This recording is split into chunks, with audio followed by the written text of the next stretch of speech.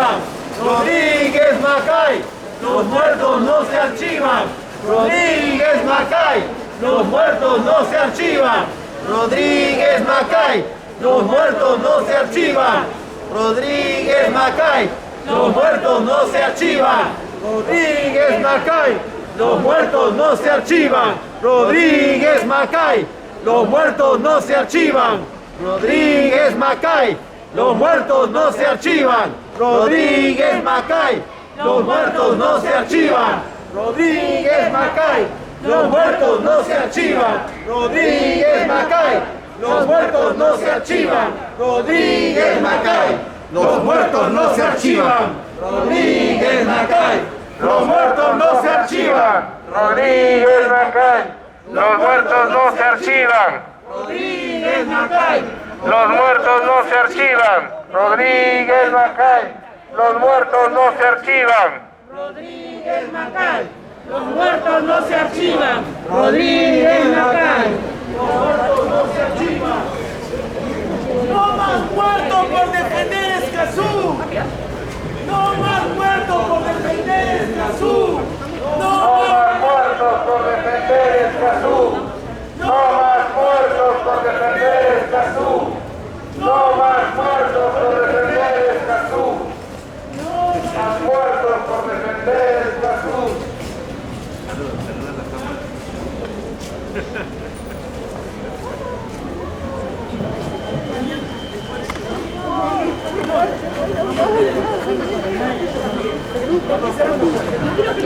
Ya sí. Perú con Escazú. Perú con Escazú. ¿Por qué motivo está acá usted hoy día? Porque tenemos que defender el acuerdo de Escazú, que es un acuerdo internacional promovido por el Ministerio del Ambiente hace 5 años y que ha sido ya aprobado por el gobierno y que tiene que ser ratificado por el Congreso. Y en este señor que no tiene idea de dónde anda y qué es lo que quiere hacer, que simplemente se archive todo. O sea, creo que no sabe en qué país vive ni de por qué vive. Creo que no tiene idea de por qué hay que defender la selva. ¿Qué es lo que esperamos del gobierno? Esperamos que se ratifique el acuerdo de Escazú, un acuerdo internacional promovido por el Perú. ¿Qué tanta importancia y qué tanta trascendencia tiene este acuerdo? Es muy importante porque nos pone en el foco de todas las naciones en conjunto para defender a los defensores ambientales, los defensores de la selva, de la Amazonía. ¿De qué depende que se apruebe? Depende de que un ministro como este no se ponga en contra y que lo ratifique el Congreso. ¿Sí? ¿Desde cuándo regiría el acuerdo? Apenas se termine de ratificar en el Congreso, ya está listo. ¿Qué pasa si no se aprueba? No, quedamos como unos parias. O sea, en el Perú no se defiende a la población que defiende al ambiente, a la población que defiende a la Amazonía. Si el acuerdo de Escazú estaba en agenda, ¿por qué los anteriores ministros del ambiente no lo aprobaron? Porque como usted comprenderá, es un tema de Cancillería ahora. ¿Sí? Entonces, Pero como para han eso hay habido... ministro del ambiente. No, pero no es... El tema es que el ministro de Relaciones Exteriores tiene que presentarlo al Congreso. Así es como funciona. Los acuerdos internacionales funcionan así. Y entonces el ministro del ambiente está de adorno. No, el ministro del Ambiente ha promovido todo, desde hace 5 años ha promovido internacionalmente el acuerdo. Ya está listo. El Perú es uno de los promotores y es el poquito que no ha firmado. O sea, los acuerdos ratifican por el Congreso. vamos a los vecinos! ¿Cómo está ecológicamente el Perú? Mal, ¿Por qué? muy mal. Entre otras cosas porque hay una forma de... está entrometiéndose muchísima gente y muchísimas mafias y muchísimo crimen en la selva. La selva es la fuente de vida, no solo de Perú, es la fuente de vida a nivel internacional. Ya hay acuerdos internacionales desde la última COP del mundo que dijo tenemos que salvar las áreas amazónicas, las áreas de selva de selva forestal. Pero en el Perú no hacemos eso, no nos interesa. La deforestación es una de las más grandes del mundo, todos los años. ¿Qué tan importante es la Amazonía? ¿Qué tan importante es la Amazonía para el Perú? La Amazonía es la que provee de todas las aguas de lluvia del Perú, todas. Eso es importante.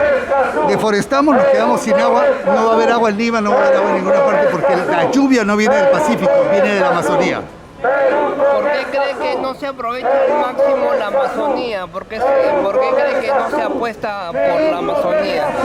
Lo que pasa es así, la Amazonía no debe tocarse porque la Amazonía ya es en sí una maquinaria que produce agua de lluvia para el Perú. La Amazonía como está. Pero si le metemos megamonocultivos, si le metemos minería, si le metemos todas estas cosas, se acaba la Amazonía. La Amazonía son básicamente sus árboles en pie. ¿Sí? Y las poblaciones originarias que han sabido mantener esto durante los últimos cientos de miles de años. ¿Qué tan importantes han sido las poblaciones originarias, los pueblos indígenas de la selva? Fundamentales. Para el sustento y el desarrollo del país. Fundamentales porque han mantenido la selva funcionando como un aparato ultra complicado. Y han mantenido funcionando durante los últimos 100.000 años. ¿Sí? ¿Cree que el gobierno tiene tiempo para pensarlo, tiene tiempo para hacer algo con respecto a esto? Tiene que hacerlo. Esto es una cuestión de vida o muerte del país. En los próximos 10 años, como estamos viendo, va a disminuir la cantidad de agua. La gente de la sierra solo vive del agua cuando hay lluvia. Y cuando no hay lluvia, ¿qué puede hacer? Va a tener que venirse a la costa. Y en la costa vamos a tener que desalinizar agua. ¿Con qué? ¿Con el gas que está regalando el gobierno al extranjero? A mí yo no tengo problemas, usted tampoco, pero sus hijos y sus nietos van a tener un país totalmente destrozado. Pero el acuerdo de Escazú es para la Amazonía. El acuerdo de Escazú es para defender. Nosotros de la ciudad, ¿qué hacemos? Nosotros tenemos que pedir que se refuerce ese acuerdo. El acuerdo de Escazú es para defender la vida de los que son defensores de la selva. Están siendo matados uno por uno, ¿por quiénes? Por los taladores, por los mineros ilegales, por todos los narcotraficantes. Todos se están destrozando porque no les quieren dejar usar la selva.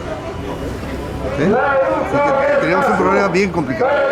Y el señor Mackay creo que no es de este país, no entiende, nunca ha entendido nada. ¿Qué tanto pueden apoyar los ambientalistas, los activistas, los voluntarios de causas ecológicas? Bueno, todos tenemos que estar a una sola voz reclamando porque el acuerdo de Escazú, entre otras cosas, en este momento el acuerdo de Escazú tiene que ser ratificado. ¿Por qué? Porque es una forma adicional de defensa de los defensores del ambiente, de los defensores de la selva. ¿Sí? ¿Su nombre? Ricardo Giesecke. Ricardo. Giesecke, sí. ¿De dónde? Yo he sido ministro del ambiente acá, en el año 2011. ¿En qué gobierno? De Ollantumala. Hacemos un llamado por último a la Cancillería. Muchas gracias por la entrevista. Muchas gracias a usted por su colaboración. No, por favor, faltaba más. El acuerdo de Escazú. Hay que hacer Perú. Todo el país, hay que hacer país, hay que hacer patria como sea. ¿Sí? Muchas gracias. A esta jornada ciudadana y decirles que vamos a seguir con estas acciones para conseguir que tanto el Congreso de la República como la Cancillería puedan reconsiderar sus posiciones que son contrarias a la defensa de los derechos de los pueblos indígenas, de nuestros defensores y defensoras ambientales que desde los territorios defienden el espacio tan importante como es la Amazonía para hacer frente a una crisis climática que estamos viviendo en estos momentos y que es necesario que los acuerdos internacionales puedan ser ratificados por el gobierno peruano. Es necesario que podamos dar toda la posibilidad para que la justicia climática también esté presente en nuestro país. Lamentablemente este Congreso y esta Cancillería están teniendo una posición distinta y es necesidad que desde los ciudadanos y las ciudadanas presionemos para que Escazú sea parte del acuerdo que el Perú pueda ratificar, para que Escazú, así como otros países ya lo han hecho, pueda ser ratificado por nuestro país y nuestros defensores y defensoras ambientales puedan tener la posibilidad de acceder también a un escenario internacional para la defensa de sus derechos y para la defensa de la vida. La Amazonía es parte importante de nuestro país y es necesario que desde las ciudades lo entendamos de una vez por todas. Perú con Escazú, Perú con Escazú, Perú con Escazú, Perú con Escazú, Perú con Escazú, Perú con Escazú, Perú con Escazú, Perú con Escazú, Perú con Escazú, Perú con Escazú, Perú con Escazú. Muchas gracias, compañeros, compañeras, y vamos a seguir entonces con estos piquetes hasta que el Congreso y la Cancillería reconsideren sus posiciones. Buenas tardes. Buenas. ¿Tu nombre? Henry Córdoba, ¿Por qué coordinador nacional del Movimiento Ciudadano frente al Cambio Climático. ¿Por qué es tan importante Escazú? Porque es parte del contexto internacional, porque es parte de los acuerdos internacionales que van a ser y que son útiles para la defensa de los derechos de los defensores y defensoras ambientales, que en estos momentos están sufriendo persecución, que en estos momentos están siendo asesinados y asesinadas, y que en estos momentos la justicia no está llegando para ellos y para ellas. ¿Qué se puede hacer con un acuerdo como Escazú? Lo que se puede hacer es asegurar que en el plano internacional se defiendan los derechos y se defiendan también la justicia de estos pueblos amazónicos, de los pueblos del Perú, porque si un país como el nuestro no es suficiente para que ellos accedan a justicia, es necesario que en el plano internacional también se pueda solicitar esta justicia para ellos. ¿Por qué crees que el gobierno no pone énfasis, no pone interés en un acuerdo como Escazú? En principio el gobierno peruano ha firmado el acuerdo de Escazú. Lo que necesitamos es que el Congreso lo ratifique, y para ello es necesario que la ciudadanía esté enterada de que hay una campaña diciendo mentiras sobre Escazú. La campaña está diciendo que Escazú es un acuerdo internacional que busca afectar la soberanía nacional, y eso es mentira. Lo que busca Escazú es que haya todo un concierto internacional para que se pueda defender los derechos de los defensores y las defensoras ambientales.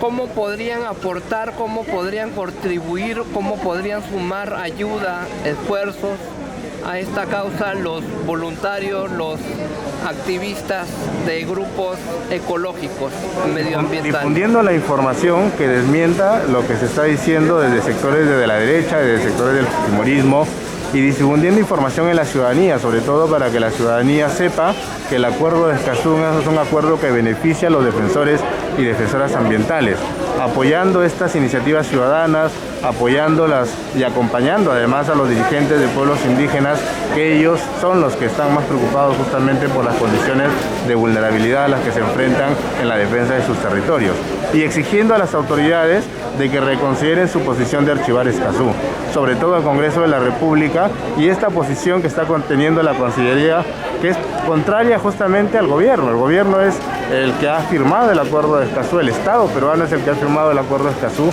y no es posible que ahora la Cancillería diga que está bien que se archive la ratificación en el Congreso de la República. ¿Por qué el país siempre ha vivido de espaldas a la Amazonía?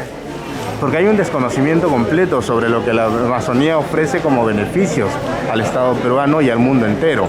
La Amazonía es el único espacio territorial en el Perú que genera una contribución al compromiso climático en el Perú, al capturar emisiones de gases de efecto invernadero y devolverla en oxígeno.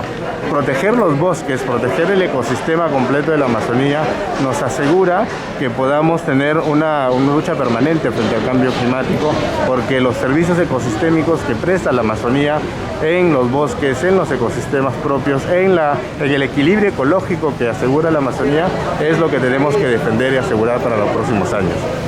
¿Qué tan importantes han sido los pueblos originarios, los pueblos indígenas, para el soporte y el desarrollo y el crecimiento de la Amazonía? Los pueblos indígenas tienen una vivencia ancestral con la Amazonía, con el bosque. Entender esa cosmovisión nos ayuda a entender por qué ellos, que viven en el territorio hace milenios, logran una convivencia segura, una convivencia de mutua ayuda entre el bosque y los seres humanos, en este caso los pueblos indígenas que viven ahí. Ellos son los que están permanentemente, no solamente cuidando el bosque, sino viviendo dentro del bosque y en una relación armónica con él. tenemos que entender y aprender más bien de que esta convivencia armónica que ellos llaman Tayima Puput en algunos casos, que es el vivir bien, ayuda a que el bosque se mantenga y a que el bosque tenga el equilibrio ecológico que todos requerimos. ¿Qué tan importantes son los recursos propios de la Amazonía? ¿Qué se podrían hacer con tantos recursos en plena Amazonía? Pues son importantes, ¿no? La Amazonía presta de una serie de servicios no solamente ecosistémicos, sino que es un amplio territorio que podemos aprovechar también para la regulación del ecosistema y también para la mantención del equilibrio ecológico en el planeta, sobre todo tanto en esta región como en el planeta. ¿Qué pasa si no se aprueba el acuerdo de Escazú? Pues vamos a seguir con una condición de vulnerabilidad con los defensores y las defensoras ambientales, ¿no? Esa condición de vulnerabilidad que no permite que ellos puedan defender sus derechos cuando son atropellados, cuando son violentados, cuando son perseguidos. Si no hay un escenario internacional que asegure, que tenga la posibilidad de asegurar sus derechos, las mafias, las afectaciones y los continuos ataques que están teniendo nuestros hermanos y nuestras hermanas en los diferentes territorios van a seguir con impunidad como están hasta ahora, ¿no? ¿Qué tan importante es que el Perú se alinee a los acuerdos climáticos de ahora, del presente, del futuro? Es fundamental porque los compromisos climáticos que se firmaron en el Acuerdo de París en el año 2015 lo que buscan es asegurar la meta global de reducción de emisiones de gases de efecto invernadero. El Perú se ha comprometido a reducir 40% de emisiones de gases de efecto invernadero hacia el 2030 y una parte esencial e importante para el cumplimiento de esta meta es precisamente la conservación de la Amazonía y eso es lo que está en juego para los próximos años. ¿El Perú contamina o no contamina lo suficiente para ser considerado? El Perú tiene una emisión de más o menos de 0.5% de emisiones globales. Uno puede decir que es un país que contamina poco y es verdad, considerando las enormes emisiones de gases de efecto invernadero que tienen países como Estados Unidos, como China, como Rusia, como India o como Brasil. Es un porcentaje pequeño. Sin embargo, si solamente nos quedamos en solo el nivel de porcentaje de emisiones que tenemos, estamos viendo que no hay un elemento importante, que es el tema de la captura de carbono. Y en ese sentido, la Amazonía juega un rol fundamental. Entonces, no podemos solo quedarnos con cuántos gases de efecto invernadero emitimos, sino cuál es la capacidad que tienen nuestros ecosistemas para capturar esas emisiones de gases de efecto invernadero y darle un soporte al planeta Tierra que lo necesita, y en este caso el territorio amazónico es fundamental. ¿Qué tan importantes son las industrias culturales de la Amazonía? Pues las industrias culturales en la Amazonía en general, la cosmovisión amazónica es importante porque tenemos que entender y aprender que las relaciones de nuestra especie con la naturaleza y sobre todo el entender que somos una especie más dentro de la naturaleza, que comparte un planeta con las demás especies de la naturaleza, y esta cosmovisión es la que tenemos que aprender de los pueblos indígenas u originarios que hay en nuestro territorio. ¿Amazonía qué es? ¿Amazonía qué es para ti? ¿Qué significa? ¿Qué es lo que engloba? ¿Qué es lo que se te viene a la mente cuando te hablan de Amazonía? Es vida, la Amazonía es vida. La Amazonía es sinónimo del espacio que tenemos para poder defender nuestro planeta, para poder asegurar que nuestro planeta siga teniendo un equilibrio ecológico, o por lo menos pueda mantener el poco equilibrio ecológico que en una situación de crisis climática se hace necesario conservar y mantener. ¿Todavía hay comunicación, hay infraestructura, hay recursos habilitados e implementados por el gobierno, o todavía falta por hacer?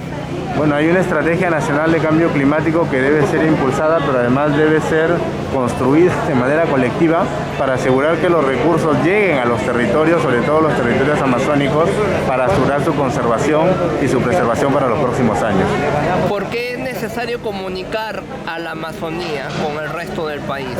Mediante carreteras, puentes y demás recursos ferroviarios. Más que comunicar a la Amazonía con el resto del país, lo que tenemos que hacer es que el país entienda la importancia de la Amazonía y entienda por qué es importante conservar la Amazonía y conservar los bosques en un escenario de crisis climática. Todavía hay conciencia conciencia climática o hay mucho por recorrer? Hay una conciencia climática incipiente en el Perú. Lo que pasa es que tampoco nuestros gobernantes no nos dicen cuál es el escenario de crisis climática que tenemos y por qué es importante actuar desde ahora frente a este escenario de crisis climática. Los medios de comunicación tampoco están comunicando como debiera ser el escenario en el que nos encontramos, y mientras la coyuntura política y el ruido político siga marcando la agenda de los medios de comunicación, va a ser muy difícil que la ciudadanía entienda por qué es importante conservar la Amazonía, por qué es importante defender los ecosistemas, por qué es importante conservar los ríos, por qué es importante empezar a dejar de pensar en el país como un país primario exportador, como un país que solamente tiene que definir su desarrollo con las actividades extractivas y no tener una mirada ecológica para el país, para nuestro país. ¿Qué le dirías a la presidenta del Congreso y a los congresistas? ¿Qué le dirías? Que reconsideren esa posición absurda que se tiene de llevar al archivo la ratificación del Acuerdo de Escazú. Que el Acuerdo de Escazú es esencial para la defensa de los territorios y amazónicos sobre todo, y para la defensa de los pueblos indígenas que viven en ellos. ¿Cómo podría ayudar el Congreso de la República al Acuerdo de Escazú? Simplemente ratificándolo. Es tan simple como eso, que los congresistas asuman la responsabilidad que tienen como defensores del territorio o como defensores de la institucionalidad en el país, pero si no lo hacen ratificando el Acuerdo de Escazú, significa que están de espaldas al país. Hoy en día es una obligación ser medioambientalista, ser ecológico, es un compromiso. Hoy en día es una obligación asumir las responsabilidades que tenemos como seres humanos frente a la crisis climática. Hoy en día es una responsabilidad de cada uno de nosotros saber en qué momento de la historia nos encontramos, entender el momento que estamos viviendo en una crisis climática y empezar a cambiar nuestros hábitos y nuestros patrones de vida, nuestros patrones de conducta y sobre todo nuestra organización ciudadana para exigir que las autoridades cumplan con el deber de asumir los compromisos climáticos que ha firmado el Estado peruano. ¿Crees que la Amazonía tiene las energías limpias que el Perú, que el país necesita, que la comunidad, que la población, que la nación necesita? La Amazonía tiene el equilibrio ecológico que necesita un país como el nuestro y una región como Latinoamérica para asegurar que los beneficios ambientales puedan ser también parte de los próximos años para las próximas generaciones. ¿Tu nombre? Henry Córdoba. ¿De dónde? Coordinador Nacional del Movimiento Ciudadano frente al Cambio Climático. Gracias. Muchas gracias.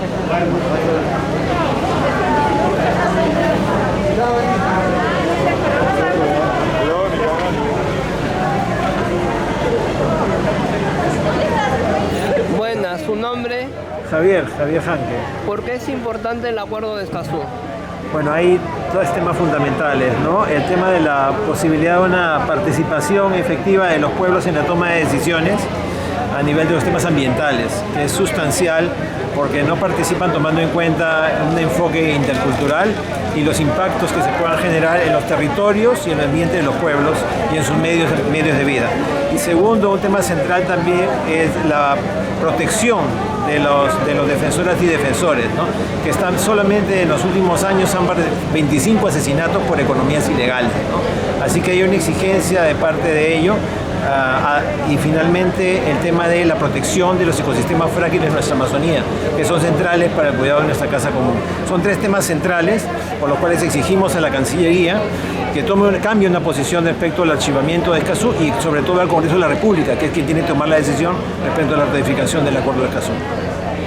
¿Qué tanto va a impactar en la economía del país si se firma el Acuerdo de Escazú?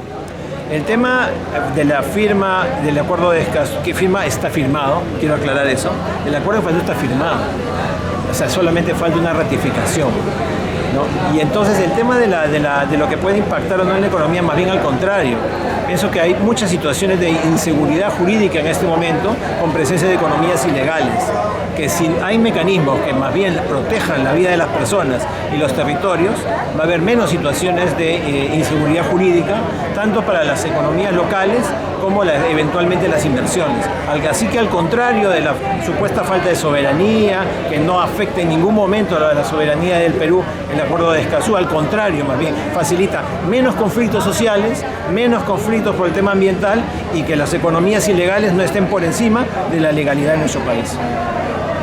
¿Qué tanto ¿Qué tanto daño hacen las economías ilegales?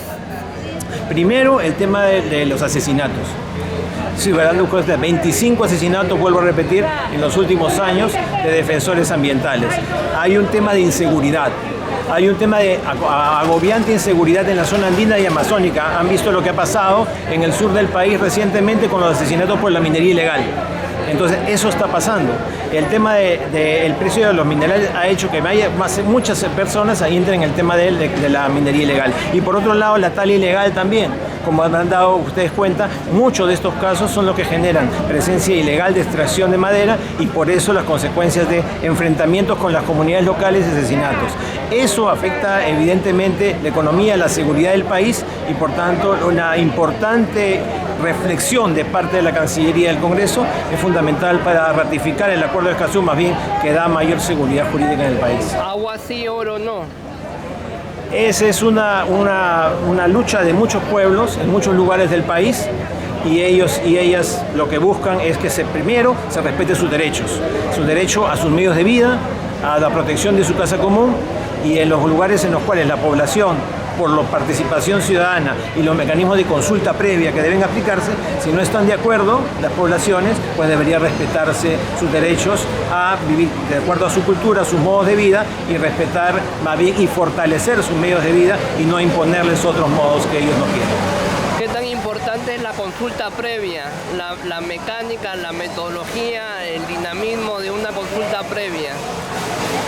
Es un tema de un derecho. Más que un mecanismo, es un derecho. Está establecido por marcos normativos a nivel internacional, por el convenio 169 del OIT, del cual Perú está suscrito y está vigente para el país. Entonces, Perú tiene que cumplir y generar mecanismos de cumplimiento. Lamentablemente, la forma en que se está aplicando la consulta previa en este momento es simplemente generar un mecanismo y un requisito, ¿no?, para llevar adelante las inversiones. Debe ser aplicado como un derecho y reconocido como un derecho. No puede ser posible que el Tribunal Constitucional haya dicho en una sentencia que simplemente porque no está en la Constitución no es un derecho que debe exigirse. Los derechos colectivos que el Perú ha ratificado en el convenio 169 simplemente deben ser cumplidos y llevar mecanismos de adecuada aplicación. Si no hay una aplicación debida de la consulta previa, lamentablemente se está cometiendo también una infracción contra los derechos de los pueblos indígenas colectivos fundamentalmente y hay mecanismos internacionales sobre los cuales Perú puede ser juzgado y tener sanciones internacionales. Así que es fundamental el cumplimiento para evitar situaciones que compliquen al Perú con mayores conflictos sociales, ¿no?, que son más de 200 todavía, los cuales tenemos según la Defensoría del Pueblo, y el mecanismo de consulta previa bien aplicado como un derecho reconocido debería más bien ayudar a eso y no perjudicar las inversiones, más bien ayudaría a la seguridad jurídica en el Perú. Un país con consulta previa, ¿hacia dónde va? ¿Qué libertades, qué derechos, qué garantías trae? Trae garantías primero para nuestros pueblos que también son ciudadanos. Acuérdense que los pueblos indígenas en el Perú son, según el INEI, cerca de 7 millones de personas en el país y es un porcentaje importante. Y entonces no podemos dejar de lado, ¿no?, el cumplimiento también y el reconocimiento de estos derechos. Es fundamental para el país también, cumpliendo sus derechos de exigencia a nivel internacional, a los cuales ha asumido, ¿no?, tener también ese reconocimiento internacional como un país que cumple con sus compromisos internacionales. Eso por un lado. Eso mejora la imagen del país y mejora la imagen también para las eventuales inversiones sostenibles que puedan venir al país, ¿no es cierto? Y también brinda seguridad jurídica a las personas de sus derechos, al territorio, a sus recursos naturales, a su cultura, a sus modos de vida. Eso es fundamental porque ellos también son ciudadanas y ciudadanos del país, no son ciudadanos de segunda clase. También deben ser igualmente tratados y reconocidos con políticas públicas y eso tiene que ver con la ratificación del Acuerdo de Escazú para brindarles garantías a sus derechos y también brindarles garantías a su territorio y a los medios de vida. No puede ser que tengan tantos mecanismos que tener para poder acceder a un título de propiedad las comunidades a nivel internacional, ¿no es cierto?, cuando es muy fácil para las personas comunes tener acceso a un título de propiedad. Debe facilitarse más bien, y esos son temas pendientes para el Estado peruano. ¿Por qué cree que el Estado peruano ha vivido de espaldas a la Amazonía? Ha vivido de espaldas a ese territorio del oriente. No creo que haya vivido, yo creo que sigue viviendo a espaldas, porque lo ve como una despensa. Lo ve como una despensa, lo ve económicamente, ¿no? Y ahí hay un problema, ¿no? Tenemos que ver más bien la Amazonía y los ecosistemas que generan recursos hídricos, por ejemplo, para el país, como zonas en las cuales debe haber una protección adecuada, como las cabeceras de cuenca también, los bosques, que son los que captan el agua para generar las nacientes de los ríos, ¿no? Entonces son temas de protección, y más bien deberían ser esa protección, generar más bien facilidades para mayor actividad económica sostenible, que sea responsable, que se pueda realizar donde corresponda y no imponiéndose por intereses particulares y por economías ilegales, ¿no? Eso es un tema central, y ahí debería haber, por eso, una protección adecuada de los derechos, para que también sea adecuada la participación en actividades económicas que sean responsables en el país. ¿Qué proyectos de gran envergadura que apuesten por las energías limpias se podría hacer en la Amazonía? Bueno, ese es un tema central, ¿no? El tema de la transformación de la matriz energética, ¿no? No podemos seguir viviendo de una economía basada en los combustibles fósiles, ¿no? Esos son temas que hay que evaluar con participación de la gente, ¿no? Hay que evaluar mecanismos, por ejemplo, de transformación como la de energía eólica, pero son temas en los cuales no podemos generar invasión, ¿no? Decisiones invasivas, con participación de la gente, con mirada técnica que no afecte los derechos. Podremos ver otras tecnologías, ¿no? También una posibilidad es esa, ¿no es cierto?, la energía eólica, y otras posibilidades que puedan generar nuevas energías que se tienen que evaluar de manera técnica y responsable con la participación de la población. Por eso es que es importante, porque genera mecanismos de participación en la toma de decisiones en materias ambientales, y ese proceso de decisiones sobre la transición energética en el país deben participar las poblaciones, los pueblos indígenas también, para que no les afecte sus derechos. ¿Qué tan comunicado podría estar la Amazonía si se hacen proyectos y obras de infraestructura? El tema es también la participación de la población en la toma de decisiones en ese sentido, porque hay caminos, carreteras que se llevan adelante sin participación de la gente, sin mecanismos técnicos que evalúen los impactos que puedan generarse con estos caminos. Muchos de estos caminos y carreteras están haciéndose por las actividades ilegales, y después se legalizan. Si no hay participación de la gente en estas decisiones de cómo se realizan los caminos, para qué, cuál es su trasfondo, siendo importante en muchos casos para la conectividad, ¿no es cierto? Sin embargo, hay que entender la lógica de los pueblos, de defensa de sus territorios, del impacto que pueden generar los caminos si se realizan sin comprender que hay zonas en las cuales debe haber protección por áreas naturales protegidas o por reservas indígenas para los pueblos en aislamiento voluntario y contacto inicial. Ese es un gran problema que hay en la Amazonía. No se toma en cuenta estas situaciones en esas zonas. Deben tomarse en cuenta las situaciones de las poblaciones, sus formas de vida, su cultura, para tomar decisiones respecto a los futuros caminos, sus formas de conectividad que respeten sus formas de vida y sus medios de vida. ¿Cree que la Amazonía es una isla que se le ha dado poca importancia? La Amazonía ¿Todavía sigue siendo una isla incomunicada del resto del país? Como le dije hace un momento, ¿no? La Amazonía sigue siendo vista como una despensa. Y como se ha dado cuenta, por ejemplo, Iquitos es un ejemplo. La única forma de llegar a Iquitos es vía avión. Y por Pucallpa vía lacustre, ¿no? Vía fluvial. Entonces, ahí hay un ejemplo de cómo hay un olvido y marginación. Hay un olvido y marginación con muchos pueblos en la Amazonía que siguen viviendo con una situación de extrema dificultad para el acceso a los recursos. Y entonces eso es una tarea central de los gobiernos, ¿no?, en general, y del Estado peruano en general, pendiente por muchos gobiernos. no solamente por este, por muchos gobiernos, que es la priorización de la persona, ¿no? Ahora hablamos de Escazú y cuando hablamos de Escazú hablamos de la persona humana primero y no los intereses. Ahora están más preocupados los intereses personales, particulares y económicos en el Congreso y en el Estado peruano por encima del interés de la persona, que eso es lo primero y que está en la Constitución, primer artículo. ¿Cree que con un buen proyecto de infraestructura se podría dar luz, energía a la Amazonía con un buen proyecto hidráulico?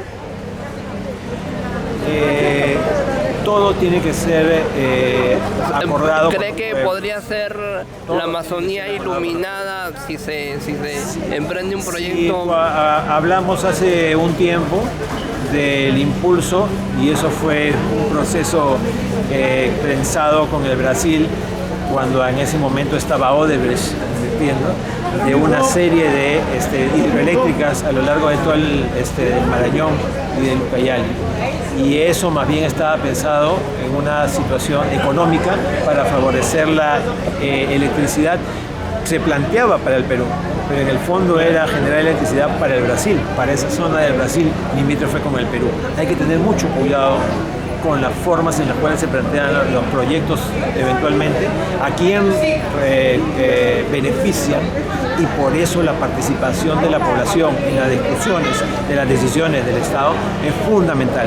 No hay una participación en las políticas de Estado y es fundamental por eso que haya espacios en los cuales los pueblos mismos participen en las decisiones sobre la política de Estado que les corresponden a ellos como pueblos y que les beneficien a ellos como pueblos. No puede ser solo que se deje eso a funcionarios o intereses particulares, ¿no? Como está pasando hasta el día de hoy. Y por eso pasan situaciones como la de los proyectos que le he mencionado. Así que primero hay que incluirlos a ellos, a ellas, saber qué piensan, cuáles son las afectaciones que pueden generar y a partir de ahí tomar decisiones, no solamente por intereses particulares o de un escritorio, ¿no? Pero ¿de dónde nace el interés, la inquietud y la preocupación por Escazú? ¿Dónde se concibió el acuerdo? Fue un acuerdo de Estado. El Perú fue uno de los países que impulsó el acuerdo de Escazú, de los estados a nivel latinoamericano, a nivel de toda América. Y Perú fue uno de los países que lo impulsó y hasta ahora lamentablemente no lo ratifica.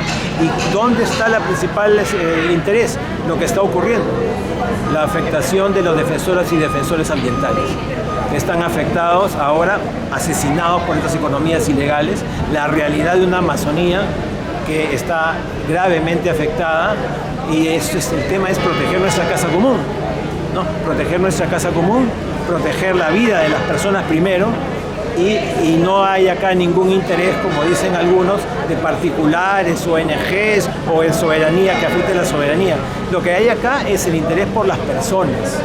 La persona debe estar primero y hay muchos que están peleando por los intereses particulares y por mantener las economías ilegales que le favorecen a algunos en desmedro de la vida. Eso es el tema central. No hay otro aquí y el Perú no va a perder ninguna soberanía, no está en juego ninguna soberanía, porque aquí las decisiones las sigue tomando el Estado peruano. Eso no está en juego. Lo que está en juego es la vida de las personas y eso es lo central y debemos recuperar primero la vida de las personas, ¿no? La economía. Y yo vengo de la Comisión Episcopal de Acción Social, CEAS, y el Papa Francisco ha planteado justamente que la persona debe ser recuperar el centro. La economía no puede pasar por encima de la persona y afectar la vida de las personas. Cualquier decisión debe ser primero pensando en la vida de las personas y eso no está ocurriendo hoy en día y eso es lo que exigimos. ¿Cuál ha sido el papel, el rol, la función, el trabajo exhaustivo y minucioso y riguroso de la Iglesia Católica frente a un acuerdo como Escazú? Primero hay que recordar que hay fundamento esencial la encíclica de Papa Francisco Laudato Si. El fundamento esencial esta mirada de una economía que garantice fundamentalmente los derechos de las personas y que garantice el ambiente en el cual ellos se desarrollan. Y la exigencia es primero eso.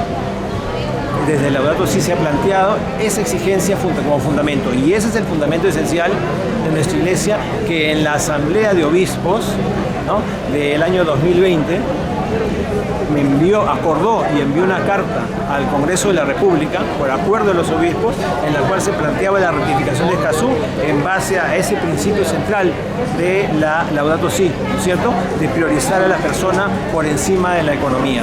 Y es fundamental y esencial recordar ese principio central, y de eso nos basamos.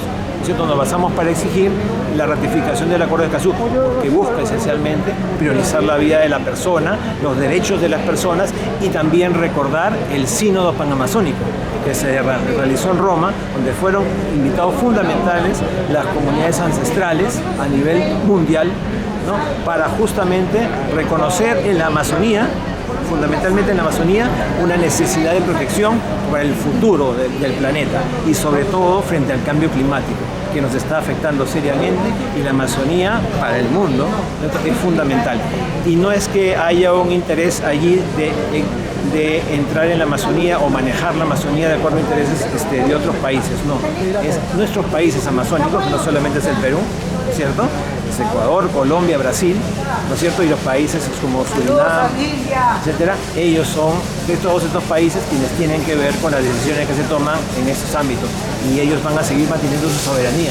Lo principal, vuelvo a repetir, y como lo ha dicho Laudato Si, es recuperar a la persona como centro y plantear que todo lo que está alrededor de las personas, la naturaleza, es una sola. Todo está conectado, todo lo que afecta a la naturaleza afecta al ser humano, y por eso debemos protegerlo y cuidarlo, porque todo es una sola creación. Ese es el sustento, ese es el fundamento para exigir que acuerdos como el de Escazú entren en vigencia en el Perú. En América Latina, la mayor parte de países ya lo han ratificado y ya está entrando en vigor. ¿Por qué en el Perú no? ¿Cuál es la diferencia? ¿Por qué países como amazónicos ya lo han ratificado? ¿Por qué el Perú no? Ese es el cuestionamiento que hacemos al canciller y su posición, y al Congreso y la posición que tiene hoy. ¿Qué tan importante y trascendente fue el Sínodo Panamazónico en Roma, en la Santa Sede, en el Vaticano y en todo el mundo, el Sínodo? ¿Qué tan importante y trascendente fue? Yo creo que sigue siendo una tarea. Hay acuerdos fundamentales, primero para la Iglesia. Y entonces para la Iglesia es un desafío tener otra mirada distinta, una mirada que recupere la perspectiva de ver a la Amazonía no como como decía hace un momento, no como una despensa, ¿no?, de la cual se sigan extrayendo recursos, sino como una zona que hay que proteger, hay que cuidar, comprendiendo que hay personas que viven ahí, que habitan ahí, y darles las mayores facilidades y derechos para que puedan seguir viviendo en la zona en la cual ancestralmente ellos han vivido, con mecanismos y formas de vida respetuosas y sostenibles del ámbito en el cual ellos viven y se desenvuelven. ¿Por qué, la última pregunta, por qué hablar de la Amazonía a través de encíclicas? ¿Por qué hablar de la Amazonía a través de encíclicas como el Laudato Si? El Laudato Si es más amplio, ¿no? No solamente habla de la Amazonía, ¿no?, sino habla en general de la protección de la casa común, ¿no?